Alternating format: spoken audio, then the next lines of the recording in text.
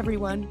Today I'm going to show you how to use the color eyedropper to select colors for text, elements, backgrounds, and more. Let's begin on our artboard, and let's say I want to change the color of this element to match the color of my fonts. First, I'm going to select the element that I want to change, and then I'm going to choose this color palette icon in the top toolbar. I'm going to click this box right here, and now you'll see a drop-down with our amazing color wheel. In the bottom right-hand corner, you'll see this color dropper icon. Go ahead and select that. And now move your mouse over the part of your artboard that already has the color that you want to replace. Here I'm moving my mouse right over this red part, and then simply click. And voila! My color has changed to be the exact match that I wanted. And there you go!